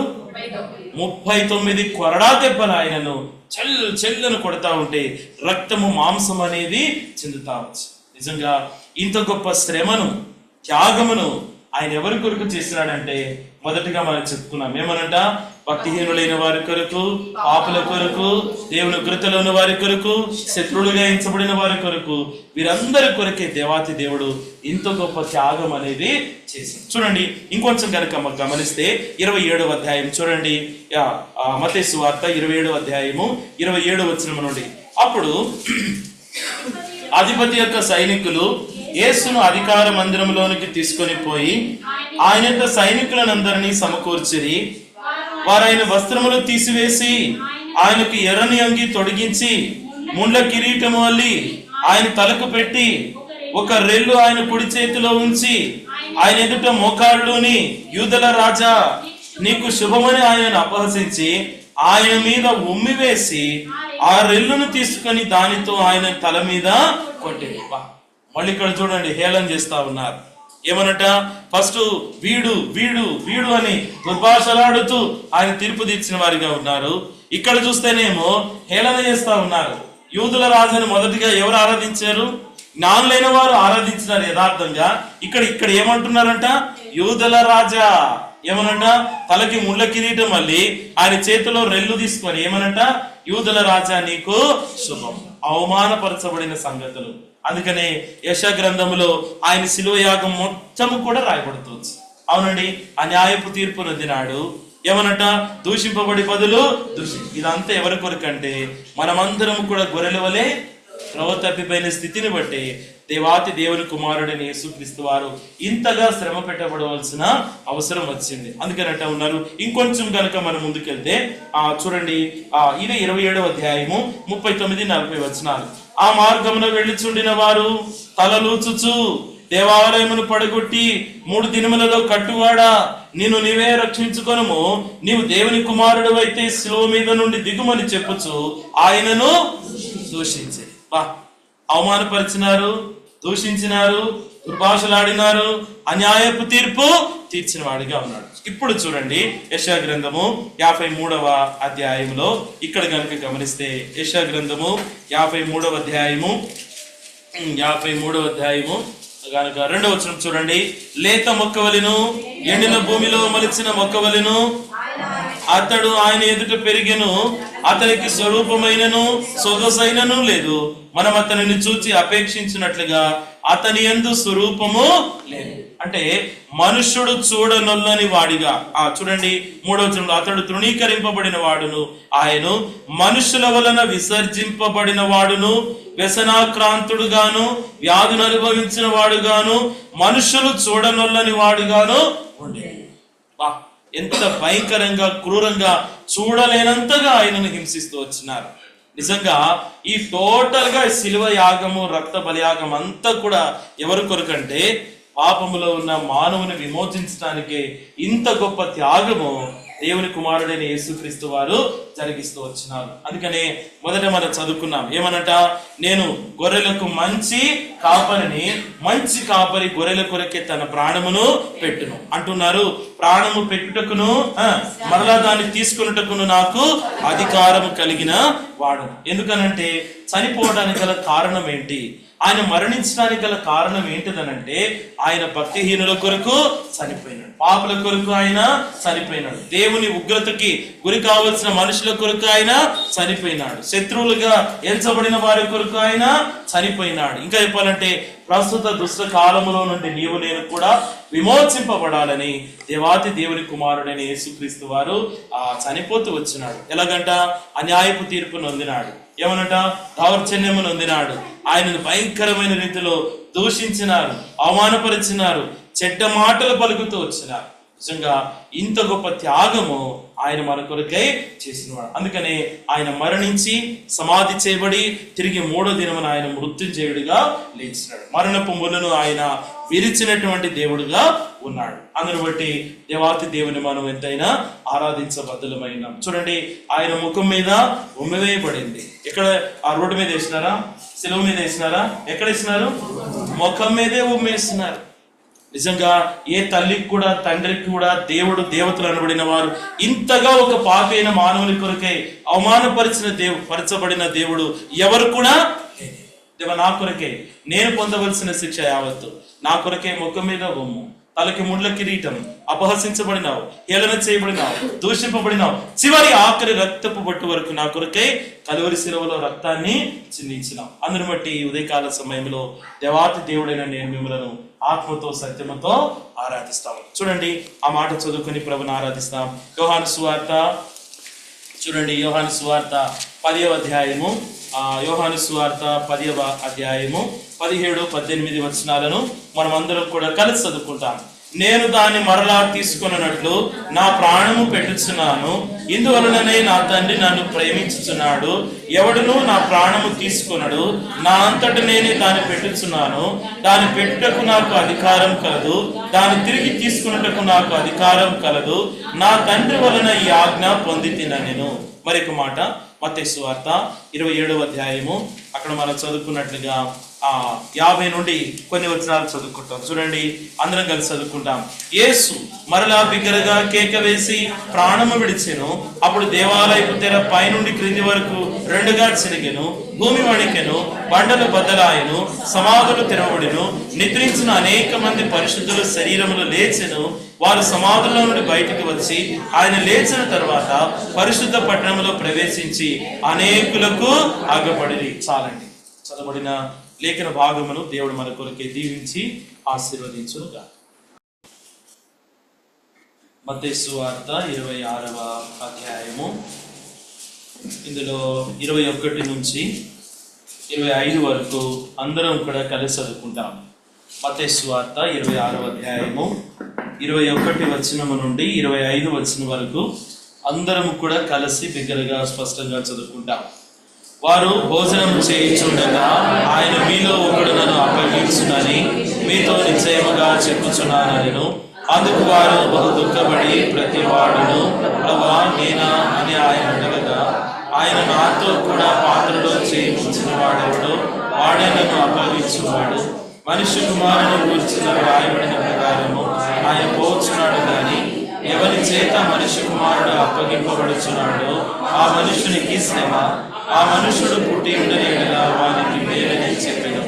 ఆయనను అప్పగించిన యోధ బోధకుడా నేనా అని ఆయన నీవన్నట్టే ఆయనను. చాలండి, చదవబడిన లేఖన భాగం నిమిత్తమై దేవుడు మనతో మాట్లాడినట్లుగా ప్రార్థనలో ప్రభావితం చూస్తాం. మోకరించడానికి వచ్చిన వారందరూ కూడా మోకాళ్ళ మీదకి రండి. ప్రేమ కలిగిన మా ప్రియ పరలోకపు తండ్రి, మహాపరిశుద్ధుడు అయిన దేవా, సర్వశక్తిమంతుడైన దేవా, నిన్న నేడు నిరంతరము ఏకరీతిగున్న దేవా, మారని మార్పు చెందని దేవా, యేసుక్రీస్తు వారి అత్యున్నతముగా హెచ్చింపబడిన పూజనీయమైన సకల ఆశీర్వచన స్తోత్రములకు మించిన ఘనమైన నామమును బట్టి దేవా మీకు వందనాలు చెల్లిస్తా ఉన్నాను. తండ్రి అయిన దేవా, మీ ప్రియకుమారుడు నా ప్రభు రక్షకుడు ప్రభువైన యేసుక్రీస్తు వారు కల్వరి శిలువలో చేయబడిన రక్త బలియాగమును బట్టి స్తుతిస్తా ఉన్నాను. తండ్రి అయిన దేవా, ఉదయకాల సమయంలో ప్రభా నేను కూడా మీ ప్రజలైన వారితో కూడా కలిసి యేసుక్రీస్తు వారి యొక్క మరణాన్ని ధ్యానించిన రీతిలో ఆరాధించినట్లుగా నాకు ఇచ్చిన ఈ యొక్క గొప్పతనాన్ని బట్టి కూడా స్తుతిస్తూ ఆరాధిస్తూ ఘనపరుస్తూ మహిమపరుస్తూ ఉన్నాను. నేను గొర్రెలకు మంచి కాపరి గొర్రెల కొరకే తన ప్రాణము పెట్టును అని చెప్పబడిన లేఖన భాగమును బట్టి నా జీవితంలో మంచి కాపరిగా ఉంటూ నా కొరకే మీ ప్రాణాన్ని అర్పించిన దేవుడు అని కూడా స్తుతిస్తా ఉన్నాను. ప్రాణము పెట్టుటకును మరలా దాన్ని తీసుకున్నటకును నాకు అధికారం కలదని సెలవిచ్చిన దేవా మీ కొందనాలు చెల్లిస్తా ఉన్నాను. తండ్రి వినే దేవా, నిజంగా ఈ భూమి మీద మానవ మాతృనైన నా జీవితంలో దేవా ఎన్నెన్నో రకాలైనటువంటి కఠినమైనటువంటి పరిస్థితులు, నిత్య నరకము అగ్నిగుణానికి వెళ్ళవలసినటువంటి నా బ్రతుకును మీరు మార్చినందుకే స్తుతి మహిమ ఘనత ప్రభావం ఆరోపిస్తా ఉన్నాను. దేవా నిజంగా తల్లి గర్భమున రూపింపబడక మునిపే, జగత్తు పునాది వేయబడక మునిపే క్రీస్తులో నన్ను ఏర్పరచుకున్న దేవానికి వందనాలు. అంత మాత్రమే కాదు, నన్ను విమోచించున్నట్లుగా దేవా నా ప్రాణమును విమోచించున్నట్లుగా నా ఆత్మ నరకం నుండి తప్పించబడి మోక్షరాజ్యములో యుగయుగాలు మీతో ఉండాలనేటువంటి రీతిలో దేవా నన్ను ప్రేమించి నా కొరకే మీ ప్రియ కుమారుని లోకానికి పంపినందుకే వందనాలు. యేసుక్రీస్తు వారు చేసిన రక్త బలియాగమును బట్టి వందనాలు. దేవా యేసుక్రీస్తు వారి కలువరి శిలువలో తలకు ముళ్ళ కిరీటము, కాళ్ళకి చేతులు మేకులు కొట్టబడినాయి, ప్రక్కలో బళ్ళెంపు పోటు, వీపంతా చారలుగా దున్నబడింది, 39 కొరడా దెబ్బలు, అవమానములు, దూషణలు, హేళనలు దేవా నా కొరకే భరించిన దేవుడు అని స్తుతిస్తా ఉన్నాను. దేవాలయ విగ్రహములు, దేవతలు 1000 లక్షలు అనేక మంది కూడా ఉన్నప్పటికీ కూడా నా కొరకై పాపినైన నా కొరకై ప్రాణం అర్పించిన వారు ఎవరు కూడా లేరు. పాపినైన నా కొరకే రక్తాన్ని దారపోసిన ఎవరు కూడా లేరు. కేవలం నన్ను ప్రేమించి అవమానమును ప్రభా మరి నిర్లక్ష్య పెట్టి దౌర్జన్యమునుంది, అన్యాయపు తీర్పునుంది, కఠినమైన రీతిలో మొక్క మీద ఉమవేయబడి ప్రభా మీ వస్త్రములు చీట్లు వేయబడినటువంటి అనుభవాలు, వీడు అని సంబోధించబడిన అనుభవాలు ప్రభా ఆయన దూషింపబడి బదులు దూషింపక మౌనముగా గొర్రె బొచ్చు కత్తిరించు అని ఎదుట మౌనంగా ఉన్నట్లుగా మీరు మౌనముగా శ్రమను బాధను సహించి ప్రభా నా కొరకే మీరు ప్రాణాన్ని అర్పించి రక్తాన్ని దారపోసిన నిజమైన దేవుడు అని హృదయమార ప్రణమిల వందనములు, కృతజ్ఞతాస్తుతులు, కృతజ్ఞతార్పణలు, సాష్టాంగ నమస్కారాలతో సాగిలపడి చెల్లిస్తా ఉన్నారు. అది మాత్రమే కాదు, యొక్క మధ్యాహ్న కాల సమయంలో దేవాన్ని ప్రజల మధ్యలో నిలబడినట్టుండగా విశేషముగా అభిషేకించి బలపరిచి వాడుకుంటూ రావాల్సిందిగా కోరుచున్నాం. తండ్రి దేవా నా కొరకే మా కొరకే ప్రభా సిద్ధపరిచిన మీ యొక్క సింహాసనుడి వర్తమానమును విడుదల దయచేయమని ప్రార్థిస్తూ శిలువ తప్ప యేసుక్రీస్తు వారి తప్ప మరేది కూడా కనపడుకున్నటకే సహాయపడమని ప్రార్థిస్తూ యేసుక్రీస్తు వారి శ్రేష్టమైన ఘనమైన నామమున స్తుతించి ప్రార్థించి అడిగి వేడుకుంటున్నాం తండ్రి. మత్తయి సువార్త 26వ అధ్యాయము 21 నుంచి 25 వచనాల వరకు మనము చదువుకున్నాం. వారు భోజనము చేయుచుండగా ఆయన మీలో ఒకడు నన్ను అప్పగించినని మీతో నిశ్చయముగా చెప్పుచున్నాను నేను. కాబట్టి రెండవ సందర్భముగా మన ధ్యానం చేసేటువంటి సంగతి ఏమనంటే అప్పగించుట. అవునండి, ఇక్కడ యేసుక్రీస్తు వారు చిట్ట చివరి భోజనం ఆ యొక్క శిష్యులతో కలిసి భోజనాన్ని కూర్చున్నప్పుడు జరగబోయేటువంటి సంగతి ఒకటి యేసుక్రీస్తు వారు ఒక మాట చెప్పినాడు. ఏమనట? మీలో ఒకరు నన్ను అప్పగిస్తా ఉన్నారు. నిజంగా అప్పగించే విధానం మనం కూడా కొన్ని సందర్భాల్లో స్కూల్స్లో కానీ, కాలేజెస్లో కానీ, వ్యాపారంలో కానీ, లేకపోతే ఉద్యోగం చేసే దగ్గర కానీ కొన్ని సందర్భాల్లో కొంతమంది వ్యక్తులు ఉంటారు. మనల్ని ప్రేమించేవారు ఉంటారు, మనల్ని ద్వేషించేవారు ఉంటారు, మనల పైన అసూయ పడేటువంటి వారు కూడా ఉంటారు. వాళ్ళు ఏం చేస్తూ ఉంటారంటే ద్వేషించేవారు, దూషించేవారు, అసూయ పడేటువంటి వారి యొక్క ఆలోచన ఎప్పుడు ఎలా ఉంటుంది? ఎప్పుడెప్పుడు దొరుకుతారా, ఎప్పుడెప్పుడు పట్టుకుందామా అన్నదే వాళ్ళ యొక్క ఆలోచన. అలాగే ఇక్కడ చూడండి, శత్రువైనటువంటి సాతాను యేసుక్రీస్తు వారిని అనేక రకాలైనటువంటి రీతిలో ఏమనట శోధించటం. ఆయన ఎవరినైతే సిద్ధపరుస్తా ఉన్నారో వాళ్ళని శోధించటం, వాళ్ళ ద్వారానే యేసుక్రీస్తు వారిని అప్పగించున్నట్లుగా అక్కడ కార్యం అనేది జరిగింది. అందుకని అంటా ఉన్నారు, ఆ యేసుక్రీస్తు వారు ఎప్పుడైతే ఈ మాట చెప్పారో వాళ్ళలో ఒకలాంటి స్పందన వచ్చింది. 22వ వచనం చూడండి. అందుకు వారు బహు దుఃఖపడి ప్రతి వాడును ప్రభువా నేనా అని ఆయన అడగగా, ఆయన నాతో కూడా పాత్రలో చేయి ముంచిన వాడెవడో వాడే నన్ను అప్పగించువాడు, మనిషి కుమారుని గురించి వ్రాయబడిన ప్రకారము ఆయన పోవచ్చున్నాడు గాని ఎవని చేత మనిషి కుమారుడు అప్పగింపబడుచున్నాడో ఆ మనుషునికి శ్రమ. ఆగండి, అక్కడ ఏమైందంట? మనుష్య కుమారుడు అప్పగించటం అనేది ఎలా ఉందంట? ఏదైతే జరగాలో అలా జరుగుతుంది. అర్థమైందండి? ఏదైతే జరగాలో అది జరుగుతుంది, కానీ ఎవరి ద్వారా జరుగుతుందో వారికి శ్రమ. ఇప్పుడు 12 మంది ఉన్నారు, 12 మందిలో యూదా కాకుండా ఎవరు అప్పగించినా కూడా వారికి శ్రమనే. కానీ అందులో ఎవరు చిక్కబడినారు? యూదా పట్టబడినాడు. భయంకరమైనటువంటి పరిస్థితి. కానీ యేసుక్రీస్తు వారు ఆ రీతిగా జరిగింపబడవలసినటువంటి ప్రవచనం అనేది అది నెరవేరబడవలసి ఉన్నది. కానీ ఎవరు చిక్కుకున్నారంట? యూదా చిక్కుకున్నాడు. చూడండి ఏం జరిగింది. ఆ మనుషునికి శ్రమ, ఆ మనుషుడు పుట్టి ఉండని ఎడల వానికి మేలని చెప్పాను. ఆయనను అప్పగించిన యూదా, బోధకుడా నేనా అని ఆయన అడగగా ఆయన నీవన్నట్టే అనేను. కాబట్టి యొక్క మధ్యాహ్న కాల సమయంలో అప్పగించిన విధానం, పోనీ రక్షింపలేదు, రక్షణ లేదు, లేకపోతే శత్రు ద్వారా ఈడవబడుతున్నాడు, శత్రు ద్వారా ప్రేరేపింపబడుతున్నాడు, దుష్ట శక్తుల ద్వారా, అపవిత్రాత్మల ద్వారా దూషింపబడి దేవుని కార్యాలకు విరోధంగా ఉన్నాయి, ఆ కార్యములు జరిగించేటువంటిది వేరే సంగతి. ఈ వ్యక్తి ఎవరంట? యేసుక్రీస్తు వారి యొక్క శిష్యుడు. యేసుక్రీస్తు వారితో ఉన్నాడు. అవునండి, యేసుక్రీస్తు వారి భూమి మీద జరిగించిన కార్యములన్నీ కూడా కండ్లారా చూచినాడు, చెవులారా విన్నాడు. ఇంకా ఆయా రకాలైనటువంటి ప్రాంతాల్లో కాలినడకన వెళ్ళినాడు, ఎంతో పరిచర్య చేసినాడు. కనపడకుండా ఎన్నో రకాలైన రీతిలో కూడా దేవుని కార్యాలు అద్భుతంగా అనుభవించినటువంటి వ్యక్తి. నిజమే, ఈ యొక్క మన జీవితంలో కూడా రక్షింపబడిన వారైనప్పటికీ కూడా, లేకపోతే క్రొత్తగా రక్షింపబడిన, ఎంతో కాలం నుంచి రక్షింపబడిన అనుభవం ఉన్నప్పటికీ కూడా మన జీవితంలో ఉన్నటువంటి లోపం ఏమనంటే యేసుక్రీస్తు వారిని అప్పగించటం. నిజమే, నిజంగా మనం ఈ లోకంలో మన బ్రతుకు ముగియబడే లోపు ఎక్కడెక్కడైతే ఆయన అప్పగించినామో ఆ సందర్భాలన్నిటినీ కూడా మనము చెక్ చేసుకోవాల్సినటువంటి ఆవశ్యకత ఎంతైనా కూడా ఉన్నది. సర్వసాధారణంగా మనం గమనిస్తే యేసుక్రీస్తు వారిని అప్పగించే విధానము చెప్పండి. రక్షింపబడిన వారే, రక్షణ లేని వారని కాదు, రక్షింపబడిన వారి జీవితంలోనే యేసుక్రీస్తు వారిని అప్పగించే విధానం, సిలువకు అప్పగించే విధానం. యేసుక్రీస్తు వారి శిష్యుడు ఒక ఆయన అన్నాడు, ఏమనంట? ఆయననా? అసలు ఆయన ఎవరో నాకు తెలియదు అన్నాడు. ఎవరా శిష్యుడు? పేతురు అన్నాడు. ఎన్నిసార్లు అన్నాడు? 3 సార్లు బొంకినాడు. మొదటిగా ఒకసారి అన్నాడు, రెండోసారి చలి కాసుకునే దగ్గర అన్నాడు, ఇంకోసారి ఆ పాప వచ్చి ఖచ్చితంగా ఆ బోధకునితో నీవు ఉన్నావు అని అంటే, ఓ అమ్మాయి నాకు ఆ సంగతి ఏది కూడా తెలియదు, అసలు ఆయన ఎవరో కూడా నాకు తెలియదు అంటే ఇక్కడ కూడా పరోక్షంగా కూడా యేసుక్రీస్తు వారిని ఏం చేసినట్టంట? నాకు తెలియదు అని అప్పగించారు. మన జీవితంలో కూడా చాలా ఇన్ఫినిటీ, ఉదయం లేచినప్పటి నుంచి పడుకునేంత వరకు, లేకపోతే మన వ్యక్తిగత జీవితంలో కూడా ఎన్నో మార్లు కూడా యేసుక్రీస్తు వారిని అప్పగించిన విధానం. నిజంగా ఇది బహు ఘోరమైనటువంటి భయంకరమైనటువంటి పరిస్థితి. ఎప్పుడైతే ఆ 3 సార్లు కోడి కూసిందో పేతురు ఏమైనాడంట? దుఃఖపడినాడు. నిజమే కదా, ఎందుకు ఇంత భయంకరమైన పరిస్థితులకి నేను వచ్చేసాను? పారిపోయి మరలా ఎక్కడ పోయినాడు? చేపలు పట్టడానికి వెళ్ళినాడు.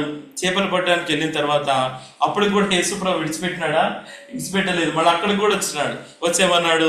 పిల్లలారా తినడానికి మీ వద్ద ఏమైనా ఉన్నదా? నిజంగా అప్పుడు గుర్తెరిగినట్టు ఏంటంటే, ప్రభు సుమి, పేతురు నువ్వు నిజంగా నన్ను ప్రేమిస్తున్నావా? అయ్యా నేను నిన్ను ప్రేమిస్తున్నా. రెండోసారి అడిగాడు, మూడోసారి అడిగాడు. ఈ 3 సార్ల సంగతికి ఏం గుర్తు చేసినారంట? కోడి కూసినటువంటి 3 సందర్భాలకి ఆ పేతురుకి దేవుడు జ్ఞాపకం అనేది చేస్తా వచ్చినాడు. నువ్వేమన్నావు? శిలువ మీదకి అప్పగించబడే పరిస్థితి వచ్చినప్పటికీ కూడా నేను పారిపోను, అవసరమైతే నీతో కూడా నేను శ్రమను అనుభవిస్తాను, కానీ ఏమాత్రం కూడా వెనుక తీయను అని అన్నాడు. అప్పుడు దేవుడు అన్నాడు, 3 సార్లు బొంకుతావు పేతురు, గుర్తుపెట్టుకో అన్నాడు.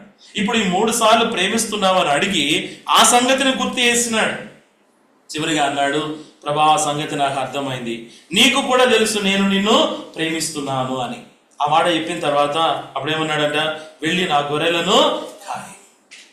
నిజమే, మన జీవితంలో కూడా ఎన్నో సందర్భాల్లో రక్షింపబడినామని చెప్పుకుంటున్నాం, ఎన్నో సందర్భాల్లో దేవుని యొక్క పని పరిచర్యలో ఉంటూ ఉన్నామని చెప్తా ఉన్నాం. వ్యక్తిగత జీవితానికి వచ్చేలకనే ఎన్నో సందర్భాల్లో యేసుక్రీస్తు వారిని అప్పగిస్తా ఉన్నాం.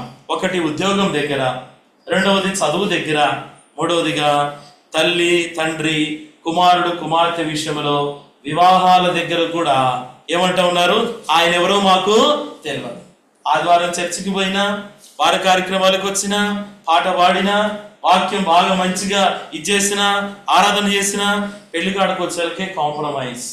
ఉద్యోగాలకు వచ్చేలకి లంచాలకి కాంప్రమైజ్, చదువుల దగ్గరకు వచ్చేలకి రికమెండేషన్ కొరకు కాంప్రమైజ్. ఇవన్నీ కూడా టోటల్ గా చెప్పేది ఏమనంటే యేసుక్రీస్తు వారిని అప్పగించటం. నిజంగా ఇదంతా కూడా ఒక ఎత్తు అయితే, ఇంకొక రీతిలో ఇవేమీ కూడా మనం చెయ్యం. లంచాలు పుచ్చుకోము, దైవికంగా సిద్ధపరుచుకుంటాం, ఇవన్నీ కూడా బాగానే ఉన్నది. అవునా? బైబిల్లో ఒక 2 భార్యాభర్తలు ఉన్నారు. ఏమనంట, పేతురు, ఆ యొక్క అపోస్తలుడైన పేతురు వాళ్ళ దగ్గరికి వెళ్ళి ఈ పొలాన్ని ఇంతకీ అమ్మినారా అని అంటే వాళ్ళు ఏమన్నారు? మొట్టమొదటి ఎవరి దగ్గరికి వెళ్ళినారు? వెళ్ళిన తర్వాత పొలాన్ని ఇంతకే అమ్మినారా అంటే అవునయ్యా ఇంతకే అమ్మినాము. వెంటనే ఆ వ్యక్తి ఏమైపోయినాడు? చనిపోయినాడు. ఈ సంగతి ఆమెకు తెలుసా? తెలియదు. మళ్ళీ ఆమె దగ్గరికి వెళ్ళిన తర్వాత పొలాన్ని ఇంతకే అమ్మినారంటే ఇంతకే అమ్మినా. ఆమె కూడా ఏమైపోయింది? అక్కడ ఒక మాట వాడుతూ వచ్చినారు. ఏమనంటే దేవుని పరిశుద్ధాత్మను మోసగించడానికి సాతాను ఎందుకు మీ హృదయములను ప్రేరేపించాడు. ఇది ఒక రకమైన అప్పగింపు. మన జీవితంలో అన్ని బాగున్నప్పటికీ కూడా అప్పగించే విధానం యథార్థత లేకపోవడాన్ని బట్టి చూడండి. ఇదే మనం సాధారణంగా మనం ధ్యానం చేసేటువంటి మన మాట ఏంటంటే ఎందుకు ఎట్లా అప్పగించినారంటే మత్తయి సువార్త 27వ అధ్యాయము 18వ వచనం చూడండి. మత్తయి సువార్త 27వ అధ్యాయం 18వ వచనం. కాబట్టి జనులు కూడి వచ్చినప్పుడు పిలాతు, నేనెవరిని విడుదల చేయవలనని మీరు కోరుచున్నారు? బరబ్బనా లేక క్రీస్తనబడిన యేసునా అని వారిని అడిగాను. ఏలైనగా వారు అసూయ చేత ఆయనను అప్పగించిరని అతడు ఎరిగి ఉండెను. అప్పగించడానికి గల మొట్టమొదటి కారణం ఏంటి చెప్పండి? అసూయ. ప్రతి ఒక్కరి జీవితంలో వెంటాడుతున్నది ఏంటంట? అసూయ. తోడి కోడళ్ళ మధ్యలో, తోడి అల్లుళ్ళ మధ్యలో, అత్త కోడళ్ళ మధ్యలో, ఇంకా చెప్పాలంటే సంఘంలో తోటి సహోదరుల మధ్యలో, సేవకుల మధ్యలో, పెద్దల మధ్యలో, విశ్వాసుల మధ్యలో, బాధ్యత కలిగిన వారి మధ్యలో బాగా ఈడవబడుతున్న సంగతి ఏమనంటే అసూయ, అసూయ, అసూయ. దాని ద్వారానే ఇక్కడ దేవుని కుమారుడైన యేసుక్రీస్తు వారిని ఇక్కడ ఏం చేస్తున్నారంట? అప్పగించిన విధానం. ఈ జిందగీ ఎంత? దేవుని వాక్యం చెప్పింది. కీర్తనకారుడు ఏమన్నాడు? మనుషుని యొక్క ఆయుష్ ఎంత? 60 సంవత్సరాలు, లేదంటే 70 సంవత్సరాలు, అధిక బలం ఉంటే 80 సంవత్సరాలు. ఈ 80 సంవత్సరాల జిందగీలో అసూయతో ఈడవబడి యుగ యుగాల నుండే పరలోక రాజ్యాన్ని పోగొట్టుకున్నారు. కానీ దేవుడు నాకు ఇంతవరకు ఇచ్చినాడు, ఇందులోనే సంతోషం ఉండాలనేటువంటి తృప్తి అనేది మనిషికి లేదు. ఒక ఆయన అన్నాడు, మానవుని కోరికలు ఎవరికైనా తెలుసా? మానవుని కోరికలు అనంతం అనంటే ఇన్ఫినిటీ. ఒకదాని తర్వాత ఒకటి పోతానే ఉంటది, కానీ దానికంటూ అంతం అనేది లేదు. ఈ క్రమంలో మనిషి దేనికి లోనవుతున్నాడంటే అసూయకు గురవుతున్నాడు. బైబిల్లో అసూయపడిన వాళ్ళు ఉన్నారా లేదా? చెప్పండి, ఎవరెవరు అసూయపడ్డారు?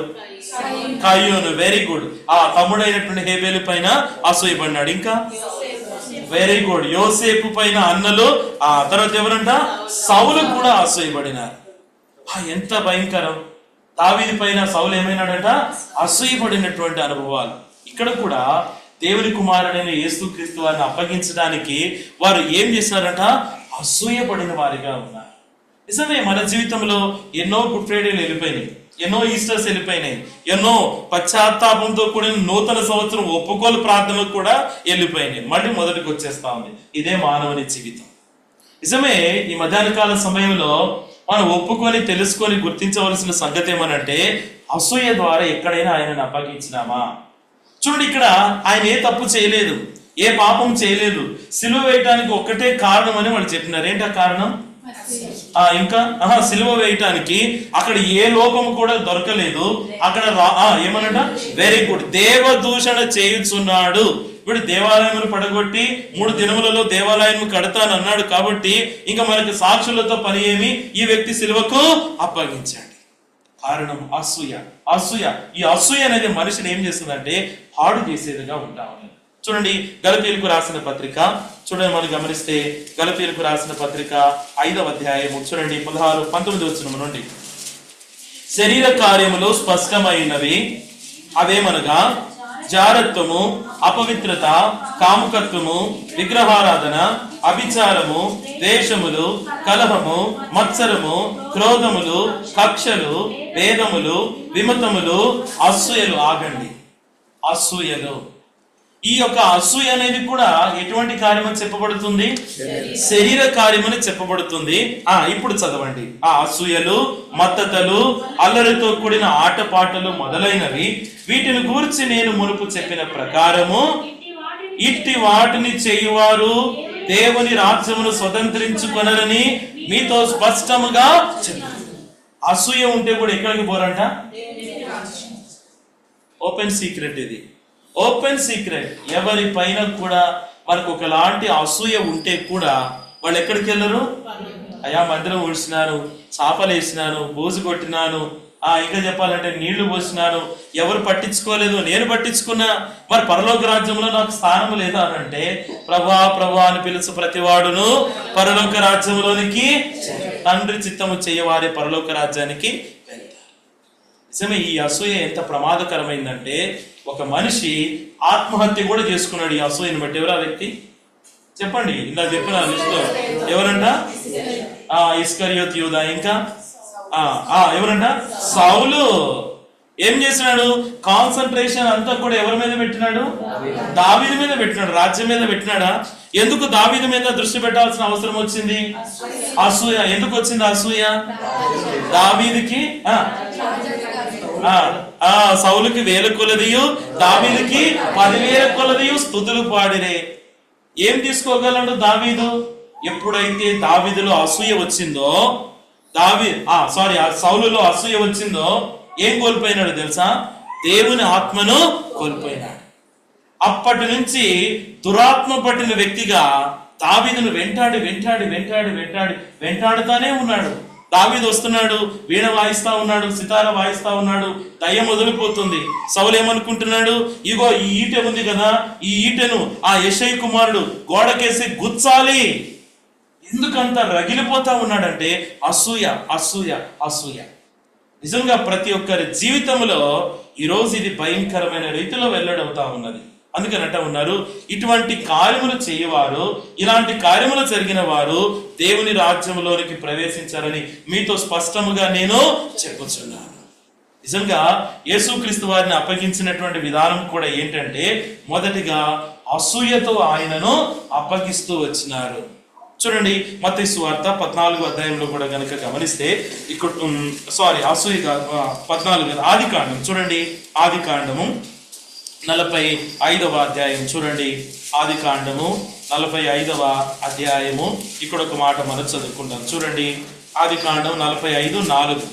అంతటా యోసేపు నా దగ్గరకు రండని తన సహోదరులతో చెప్పినప్పుడు వారు అతని దగ్గరకు వచ్చిరి. అప్పుడు అతడు ఐగుప్తునకు వెళ్ళునట్లు మీరు అమ్మివేసిన నీ సహోదరుడైన యోసేపును నేనే.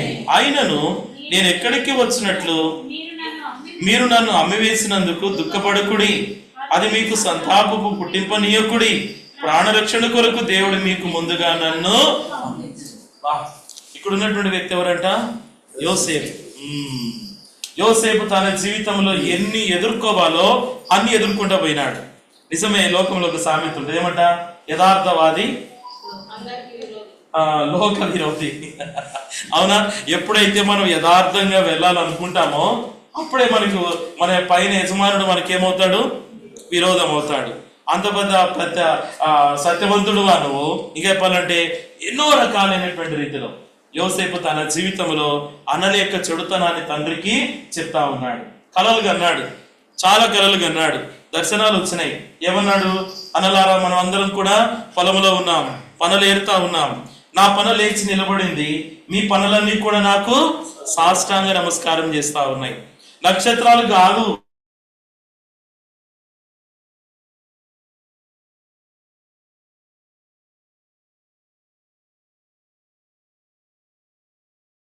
చంద్రులు కూడా ఏం చేస్తా? తండ్రి విరోధి అవ్వచ్చు, తల్లి విరోధి అవ్వచ్చు, భర్త గాని భార్య గాని ఎన్ని రకాలైన రీతిలో విరోధం అయినా దేవుని ప్రణాళికను ఎవరు కూడా మార్చలేరు. అన్నలు ఏం చేసినాడు? యోసేపు వస్తా ఉంటే కలలు కనేవాడు వస్తా ఉన్నాడు, వీడిని చంపి మన పగ తీర్చుకుందాం. ఏం జరిగింది? తమ్ముడు పోయినాడు, ఒక గొర్రెలాగా వెళ్ళిపోయినాడు. అంతా ఏం చేసినాడంట? నువ్వు మా పైన అధికారిగా ఉంటావా, నువ్వు మమ్మల్ని శాసిస్తావా? ఏం జరిగిందంట? ఏం జరిగింది? ఎట్లయినా కూడా ఈ యొక్క యోసేపుని ఏం చేయాలా? చంపాలి. ఏం చేసినారు? తండ్రి ఇచ్చినటువంటి విచిత్రమైన వస్త్రాన్ని తీసినారు, ఒక పశువును వధించినారు, రక్తంలో ఉంచి తండ్రికి పంపించినాడు. తండ్రికి గుండె కోత. ఇది కారణం అంతా కూడా ఏంటిది? అసూయ. ఒక మనిషిని చంపడానికి కూడా వెనకాడింది ఏంటంట? అసూయ. యేసుక్రీస్తు వారిని అప్పగించింది కూడా అసూయ. యోసేపు వెళ్ళినాడు, ఇష్మాయిలీకి అమ్మబడినాడు. గోతులు వేయక ముందు, గోతులు వేసిన తర్వాత ఇష్మాయిలీకి అప్పగింపబడినాడు. తర్వాత ఐగుప్తులోనికి వెళ్ళినాడు, రాజు దగ్గరికి వెళ్ళినాడు. ఎన్ని రకాల, అక్కడ కూడా ఇంకొక నింద వచ్చింది. ఏంటా నింద? నువ్వు ఒక స్త్రీని, ఆమెను నువ్వు మోహించి పాపం చేసినటువంటి నింద కూడా యోసేపు ఏమనట? భరించిన వాడిగా ఉన్నాడు. కారణం ఏంటది? అసూయ. కానీ దేవుని వాక్యం రాయబడింది, యోసేపు ఎక్కడికి వెళ్ళినప్పటికీ కూడా యెహోవా యోసేపుకు తోడైంది. నిజమే, మన జీవితంలో మనం అసూయ పడేటువంటిది కాదు. అసూయకు గురైనప్పటికీ కూడా దేవుని ప్రణాళికను ఎవరు కూడా మన జీవితంలో నుండి మార్చలేరు. అది ఎవ్వరు కూడా మార్చలేరు. అది యూనివర్సల్ ట్రూత్. అది అంతే. యోసేపు ఆ ప్రాంతానికి వెళ్ళినాడు. అద్భుతంగా యోసేపు తోడుగా ఉండటాన్ని బట్టి దేవుడు హెచ్చించినాడు యోసేపుని. ఇప్పుడు వచ్చినారు అన్నలందరూ కూడా వచ్చి యోసేపును గుర్తుపట్టినారా? గుర్తుపట్టలేనట్టుగా యోసేపు అయిపోయినాడు.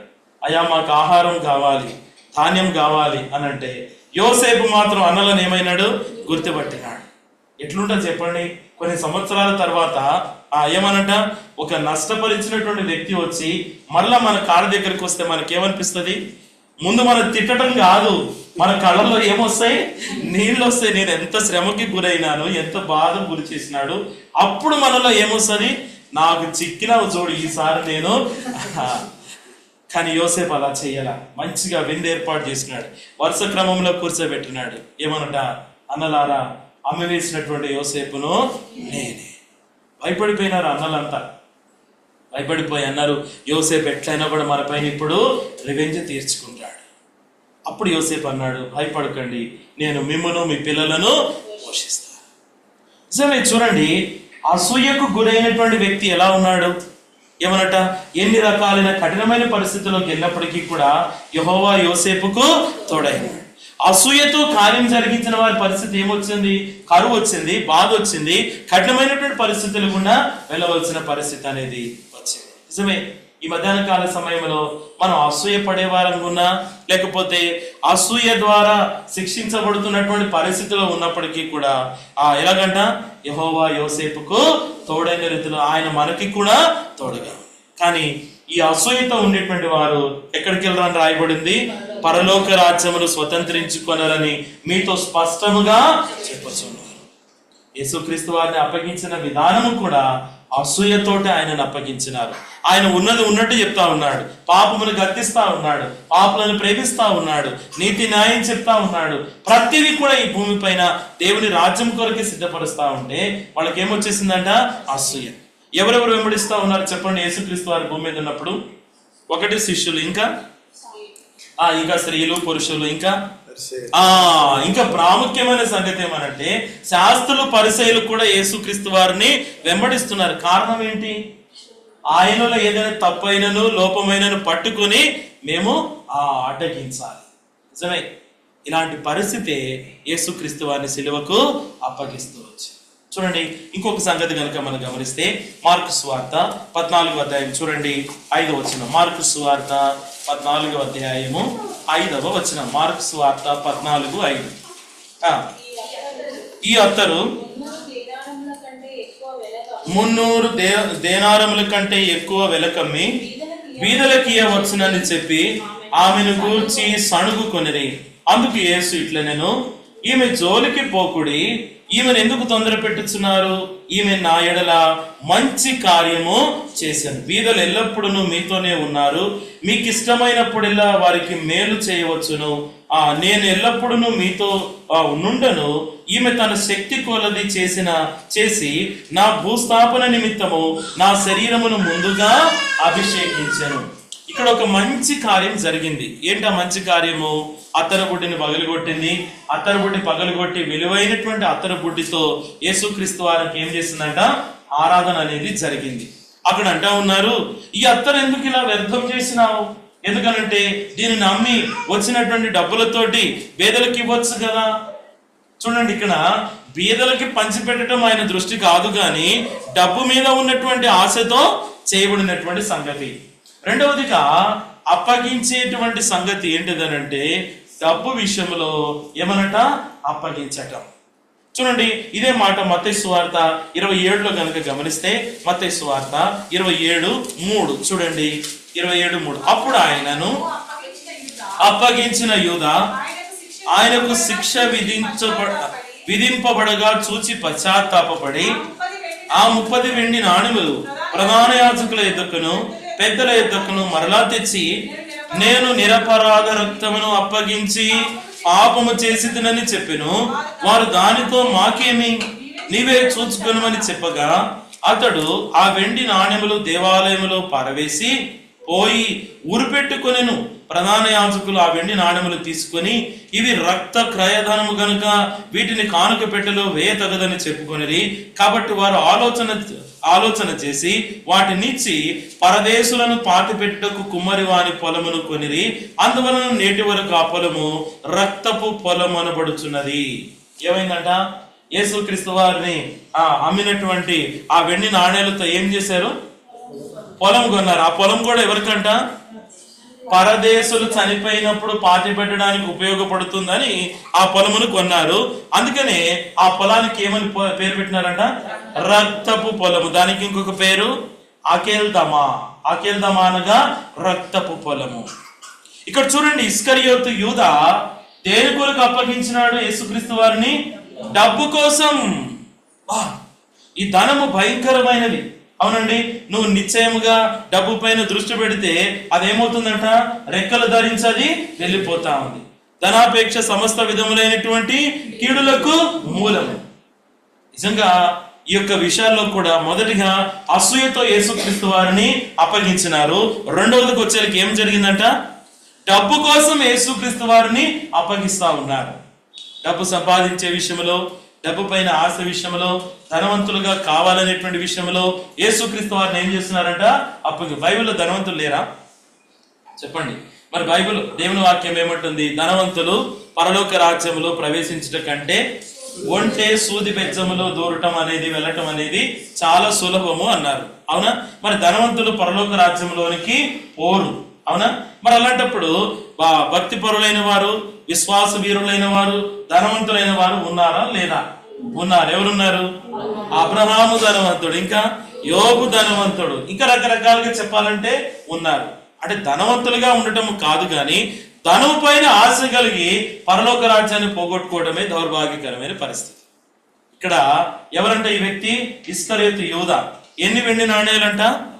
30 వెండి నాణేల కొరకు యేసుక్రీస్తు వారు ఏమన్నారు తెలుసా ఆ యొక్క యూదా గురించి?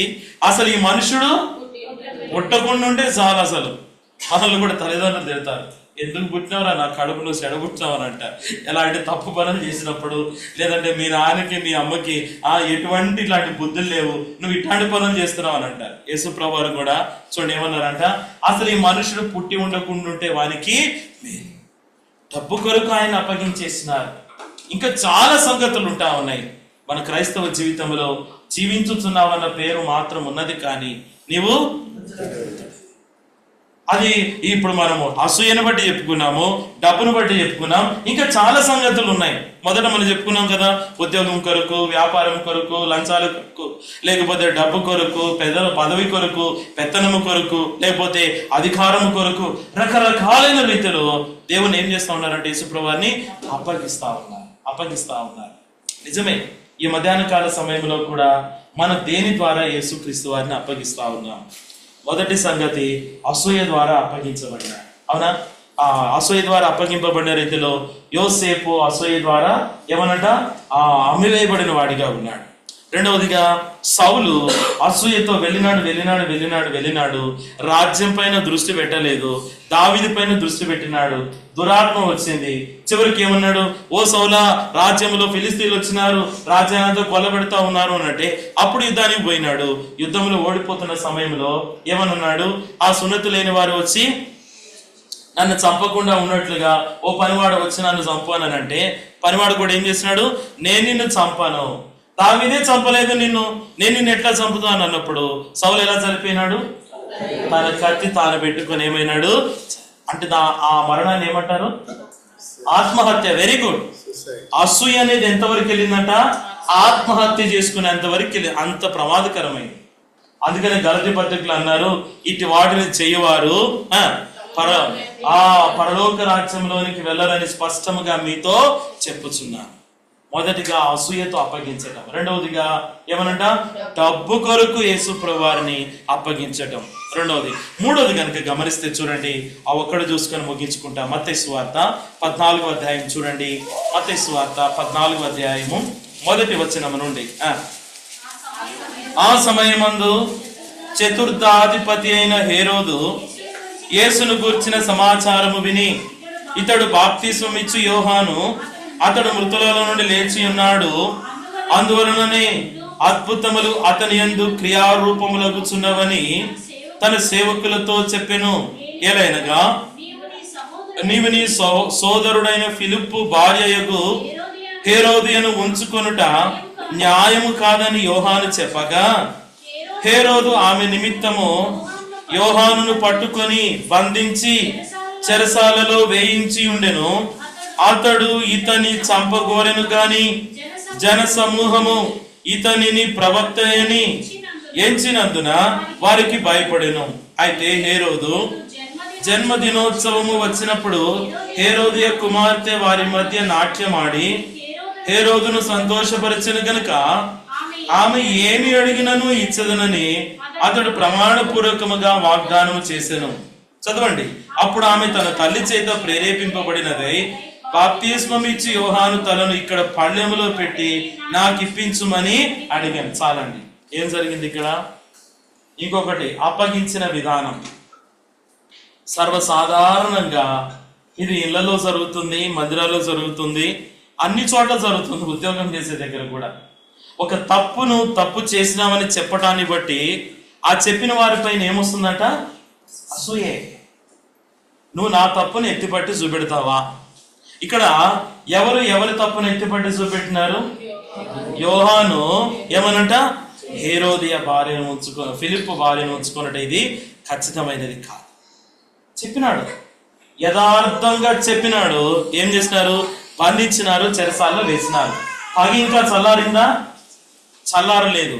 నా తప్పును సమాజం అందరి మధ్యలో నువ్వు వెల్లడి పరుస్తావా? పుట్టినరోజు వచ్చింది, ఆమె కూతురు వచ్చింది, నాట్యం ఆడింది, నీకేం కావాలో కోరుకో అన్నాడు రాజు. తల్లి దగ్గర పోయింది, ఏం కావాలంటే, బిడ్డ ఒక పగ నిలిచిపోయి ఉన్నది. ఏంటా పగ? యోహాను తన పళ్ళెములో కావాలి. ఎంత క్రూరమైన స్త్రీ చూడండి. చరిత్రకారులు చెప్తారు, యోహాను ఏ రీతికి అయితే చంపబడుతూ వచ్చినాడో ఆమె కూడా అంతకంటే ఘోరమైన రీతిలో ఆమె కూడా చంపబడుతూ వచ్చింది. నిజంగా కత్తెత్తువాడు దానితోనే మరణిస్తాడు, చనిపోతాడు. చూడండి, ఇక్కడ అప్పగించిన విధానము తప్పుగా చెప్పినప్పుడు వాళ్ళు ఏం చేసినారంట? అప్పగించి చంపిన అనుభవాలు. నిజమే, మనం మార్చుకోవాల్సినది యేసుక్రీస్తు వారిని అప్పగిస్తున్న ఈ 3 సంగతులు. మొదటిగా ఎలా అప్పగించినారు? అసూయతో అప్పగించినారు. రెండవదిగా డబ్బు కొరకు అప్పగించినారు. మూడవదిగా తప్పును తప్పుగా హెచ్చరించినందుకు అప్పగించారు. యోహాను అయితే చనిపోయినాడు, ఆయన ప్రభువుని నమ్ముకున్నాడు, దేవుని కొరకే భూమిపైన ఎన్నో గొప్ప గొప్ప కార్యాలు చేసినాడు. చనిపోతే ఎక్కడుంటాడు? పరలోక రాజ్యంలో యుగయుగాలు ఉంటారు. తప్పు చేస్తున్న నీ సంగతి ఏంటి? ఏమనంట? యుగయుగాలు అగ్నిగుండములో యాతన పెట్టబడవలసి. నిజమే. మరి మన జీవితంలో తల్లి అయినా తండ్రి అయినా ఒక తప్పు విషయమే నేను హెచ్చరిస్తున్నప్పుడు మనం ఏమనుకుంటాం? టైం నాకు కూడా వస్తుంది. మమ్మీ, ఆ రోజు నువ్వు చెప్పినావు కదా చేయొద్దని, ఈ రోజు నువ్వు ఎట్లా చేస్తున్నావు? ఎన్నో సందర్భాల్లో కూడా ఇలాంటి పరిస్థితుల్లో వెళ్తున్నటువంటి మనుషులు కూడా, వ్యక్తులు కూడా లేకపోలేదు. అందుకని అంటా ఉన్నారు, ఎక్కడ అప్పగించినావు? ఇంకా చాలా అన్నాం కదా, ఎక్కడెక్కడంట పెళ్లిళ్ళలో కూడా యేసు ప్రభువుని అప్పగిస్తూ ఉంటారు. అవునండి, ఇక్కడ పెళ్లి కార్డు ఉంది, మంచిగుంది. ఏమనంట? మనకి ఇదే పెళ్లి కార్డు కనుక మనము అప్పగించే విధానానికి వస్తే దీనికి మళ్ళీ ఏం చేస్తారు? అలంకరణ అనేది ఉంటా ఉన్నది. అవునా కదా? ఈ అలంకరణ కనుక పోతే ఇంకొంచెం కాస్త ఏం చేస్తూ ఉంటారు? ఆచారాలు, పద్ధతులు. మేము అన్ని కుటుంబంలో నుండి వచ్చినాము కాబట్టి, వాళ్ళతో మాకు సహవాసం కావాలి కాబట్టి, వాళ్ళ పెళ్లిళ్ళకు కూడా మేము కూడా వెళ్ళాలి కాబట్టి, అన్నిటికీ కాబట్టి అక్కడే అప్పగించిన విధానం. ఎక్కడున్నది నిజమైన క్రైస్తవ్యం? ఎన్నో రకాలుగా అప్పగించబడిన పరిస్థితులు ఇవే. అందుకని బాహాటంగా దేవుని కుమారుడైన యేసుక్రీస్తు వారిని ఏం చేస్తున్నారంట? సిలువ వేస్తా ఉన్నటువంటి పరిస్థితులు. అందుకని మధ్యాహ్న కాల సమయంలో ఎక్కడెక్కడ అప్పగిస్తూ వచ్చినా ఆయన అప్పగించబడడానికి గల కారణాలు ఏంటి అనేది కూడా మనం చెప్పుకున్నాం. కాబట్టి అంటా ఉన్నారు, ఎప్పుడైతే ఆ ఇస్కరియోతు యూదా ఆయనను అప్పగించినాడు, పశ్చాత్తాపడి ఈ నీతిమంతుని యొక్క రక్తాపరాధము మా మీద వద్దు, నాకు అసలు వద్దు, మీ డబ్బు మీరు తీసుకోండి, ఆయన విడిచిపెట్టింది అన్నా కూడా ఇంకా నీతో మాకు పని అయిపోయింది, ఇక నో ఛాన్స్, ఎటువంటి ఛాన్స్ అనేది లేదు. ఇక ఏమన్నాడు? ఆ పోయినాడు ఉరిపోసుకొని ఏమైపోయినాడు? చనిపోయాడు. ఎలా చనిపోయినాడంటే ఆయన నడిమికి ఏమైందంట చూడండి, అపోస్తల కార్యములు 1వ అధ్యాయము 17-18 వచనాలు. అతడు మనలో ఒక్కడుగా ఎంచబడిన వాడై ఈ పరిచర్యలో పాలు పొందెను. ఈ యూదా ద్రోహము వలన సంపాదించిన రూకలనిచ్చి ఒక పొలం కొనెను. అతడు తలక్రిందులుగా పడి నడిమికి బద్దలైనందున అతని పేగులని బయటికి. ఎంత ఘోరమైన మరణం ఇది! ఎంత ఘోరమైన మరణం! యేసుక్రీస్తు వారిని అప్పగించిన తర్వాత ఆ పశ్చాత్తాపంతో ఆయన సూసైడ్ చేసుకున్నాడు. అసలు ఈ మనుషుడు పుట్టకుండా ఉంటే వానికి నిజంగా ఒకటే ప్రేమాపూర్వకమైన హెచ్చరిక ఏంటంటే, బ్రతికినామా 4 దినాలైనా నమ్మకంగా దేవుని కొరకు బ్రతకడం అనేది ఎంతైనా అవసరం. చూడండి, అందుకంటే ఉన్నారు, ఎక్కడెక్కడైతే అప్పగిస్తున్నామో దానిని బట్టి ప్రభు దగ్గర మనము క్షమాపణ కోరాలి. దేవా, హేరోదు ఆ యొక్క యోహాను ఉన్నది ఉన్నట్లుగా తప్పుగా ఖండించి గద్దించి చెప్పడాన్ని బట్టి తలనే పోరింది ఆమె. ఏమైంది? యోసేపు పైన అసూయపడి అన్నలు ఏం చేసినారు? అమ్మి వేసినారు. కానీ దేవుని ప్రణాళిక ఎప్పుడు కూడా యోసేపు విషయమై మారలేదు. సౌలు ఉన్నాడు, అసూయతో రాజ్యం పైన కాన్సన్ట్రేషన్ చేయలా, దావీదు పైన కాన్సన్ట్రేషన్ చేసినాడు, రాజ్యాన్నే కోల్పోయినటువంటి పరిస్థితి. చివరికి ఎలా చనిపోయినాడు? ఆత్మహత్య చేసుకొని. అసూయ అంత ప్రమాదకరమైనది. యూదా ఎలా చనిపోయినాడు? డబ్బు కొరకు యేసుక్రీస్తు వారిని అమ్మేసి. మధ్యాహ్న కాల సమయంలో ఆ సిలువకు బాహాటంగా ఎక్కడైతే ఆయన సిలువ వేస్తా ఉన్నామో ఆ పరిస్థితులన్నిటిని బట్టి ప్రభు దగ్గర మనం క్షమాపణ కోరాలి. ఎందుకనంటే మనకి బదులుగా ఆయన కలువరి సిలువలో ప్రాణాన్ని అర్పించినాడు. అందుకని అన్నారు, ఇది జరగవలసి ఉన్నదే, కానీ ఎవరి ద్వారా ఇది జరుగుతుందో ఆ వ్యక్తికి, అంతేగాని మనం ఆ స్థానంలో మనము ఉండకూడదు. అందుకని ప్రభా, ఎక్కడైతే నేను నిన్ను అప్పగిస్తా ఉన్నానో అది నాకు ఇంకా బయలుపరచు, దాన్ని బట్టి నన్ను సరి చేసుకోవడానికి నాకు సహాయము చేయి.